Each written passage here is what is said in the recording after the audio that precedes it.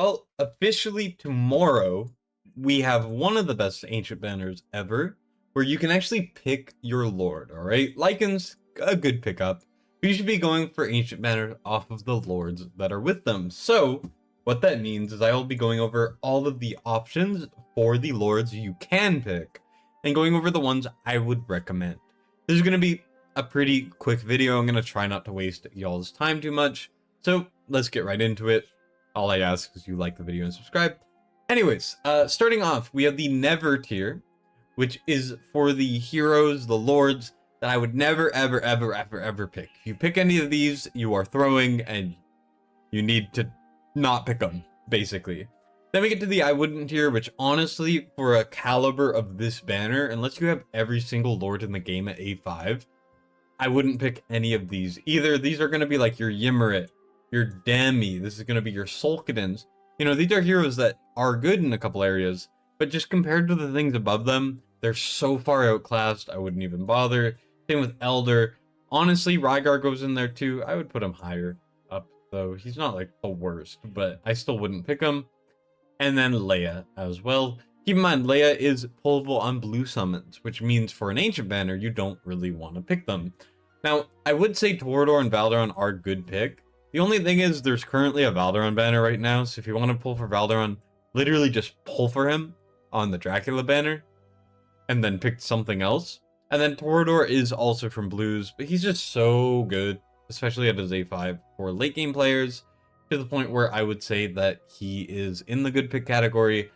And then we get to needed. Now let's go over kind of the strengths of these needed people, but we're gonna put them in right up here. Now the order I would put it in is, I would say Ingrid, Iovar, Pope, and then I would say these three are all kind of up in the air, whatever you feel like. So let's go over some of the benefits. Let's talk about the best one, Ingrid. Okay, so if you don't have Ingrid, I would say Ingrid is a must. She's just part of one of the strongest factions in the game. Watcher, Talon is amazing, Neja is amazing, Wukong Kagiri, Diao-chan, Airless. I mean, these are some of the strongest. Draylen. These are some of the strongest units in the entire game. And even if you don't use her with Watcher, she's part of the Arbiters. And if you know anything about areas like Arena, you know, areas like GVG, Arbiters are very good.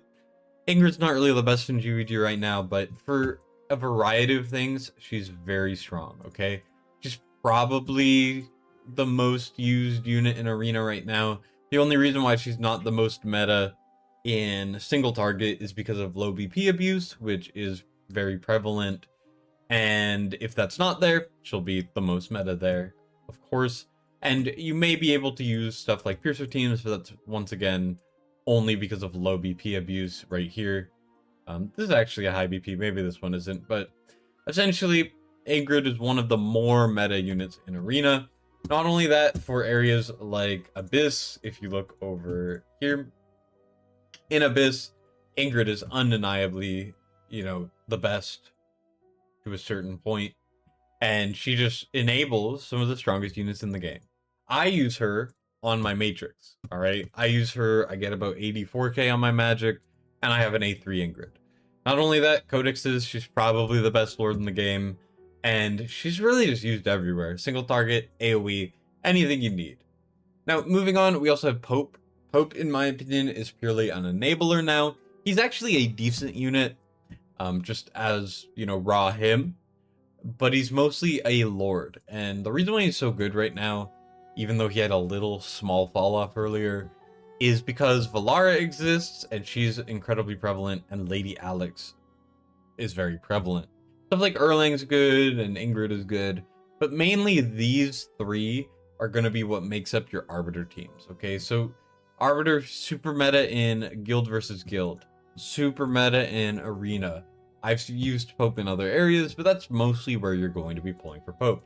Pope is not a requirement necessarily compared to something like an Ingrid or like an Iovar, but he's very good. Now, Iovar's main existence makes Araka go into the never pick tier. Iovar is incredibly good. He's part of one of the most versatile factions in the game. There's a lot of really good things in here. We just got Dracula, who's actually decent in GVG. Ivar is one of the most meta lords for guild versus guild, which is very high endgame content. He has by far the highest BP in the game. It is not even comparable. If that's something you care about, he's very relevant. And even if you don't have him, he's probably one of the lords you're going to hurt for the most.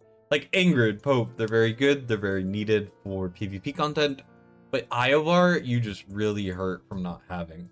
He's essentially a requirement for the most important gear aid in the entire game. He's very good in almost every piece of content in the game. He's one of the most prevalent codex lords. He's very prevalent in arena. I think Iovar is also a must pull. Going over to Ezerith, Ezerith is new. I think that Ezerith is very good. I actually have a team in Guild versus Guild I don't want to show because I don't want to leak it before the match tomorrow with a strong opponent. But essentially, I'm using Ezerith right now, and Ezerith is very good in GVG. But the main area where you're going to find him in is going to be Matrix 1. Okay, Matrix 1, he is incredibly good. He's in almost every team. If you have him, you don't need to use Osiris. If you haven't seen that video, I would recommend. He's very good there. All right. Not Matrix, Mauer Call, he's okay, and then just general AoE content, he's good in there too. Now we get to the Esotericists as well, Cyrus and Nestia. Esotericists, one of the best factions in the game. Nestia especially rounds out the poison comp, which is incredibly meta for a lot of single target content, for Abyss, for Codexes. I mean, these are really, really good units. But also there's units like Neja in here. In my opinion, Neja is better with Eso than Watcher. As an example, there's a bunch of other good units, and you don't even need to really adhere to the poison comp. Eso is one of the most relevant factions right now, and these two are going to be the best lords for them. Right? Nestia for single target damage, and for Cyrus for tanking. In my opinion, I think Nestia is better. I use Nestia all over the place. Guild versus Guild especially, these are very good units. I use Nestia a bit more, but Cyrus is good, or at least I see it used more. Personally, I'm picking Cyrus because he's the only one I'm missing, but yeah. And then, aside from that, I think that's pretty much it.